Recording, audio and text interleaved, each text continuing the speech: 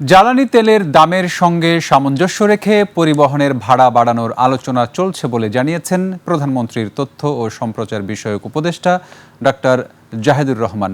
বাজারে সিন্ডিকেট করা কতিপয় ব্যক্তির হাতে দেশের মানুষকে সরকার জিম্মি হতে দেবে না বলে জানিয়েছেন বাণিজ্যমন্ত্রী খন্দকার আব্দুল মুক্তাদির।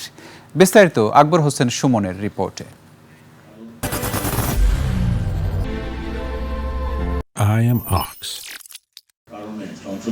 সচিবালয় তথ্য অধিদপ্তরের সরকারি কার্যক্রমের অগ্রগতি নিয়ে সংবাদ সম্মেলনে উঠে আসে জ্বালানি সংকট ও মূল্যবৃদ্ধি সহ নানা ইস্যু। এই সংকটে আমাদের প্রত্যেকের ক্ষতি হবে, এটা মেনে নিতে হবে। বাস্তবতা তুলে ধরে প্রধানমন্ত্রীর তথ্য ও সম্প্রচার বিষয়ক উপদেষ্টা ইঙ্গিত দেন, শুধু পরিবহন ভাড়া না, মানুষের জীবনযাত্রার ব্যয়েও প্রভাব পড়বে। আলোচনা চলছে ভাড়া শুধু বাস না, আসলে জীবনযাত্রার ব্যয়ের উপরে বেশি প্রভাব পড়বে ট্রাকের ভাড়ায়। সরকারের কাজ কিন্তু শুধু জনগণ বলতে যাদেরকে বুঝি ভোক্তার স্বার্থ রক্ষা না, একটা কথা মনে রাখতে হবে, একটা সরকার কিন্তু ব্যবসায়ীদেরও সরকার।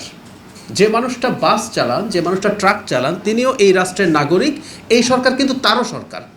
সুতরাং তার উপরও এমন কিছু করা ঠিক হবে না যাতে তার ব্যবসা না হতে পারে। দ্রব্যমূল্য সংক্রান্ত টাস্কফোর্স বিষয়ক সভা শেষে বাণিজ্যমন্ত্রীও এই ইস্যুতে কথা বলেন গণমাধ্যমে। আশ্বাস দেন, মূল্যস্ফীতি ঘটলেও সেটার প্রভাব যেন প্রান্তিক জনগোষ্ঠীর উপর না পড়ে সে বিষয়ে পদক্ষেপ নেবে সরকার। স্পেকুলেশনের কারণে দেখা গেল যে কোনো একটা পণ্য কেনার জন্য আমরা সবাই একদম অস্থির হয়ে গেলাম। এমনই অস্থির হয়ে গেলাম যে এক বিকালে সেই পণ্য নাই করে দিলাম বাজার থেকে, 7 দিনের জিনিস একদিনে কিনে ফেললাম।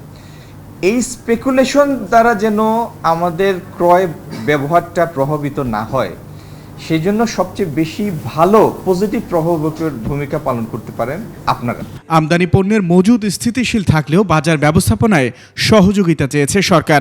এই সরকার কোনো ব্যক্তি বা কোনো গুটি কয়েক ব্যক্তির হাতে 18 কোটি মানুষকে জিম্মি হতে দিবে না, সেটা যে নিরিখেই হোক না কেন। আকবর হোসেন সুমন, 21 টেলিভিশন, ঢাকা।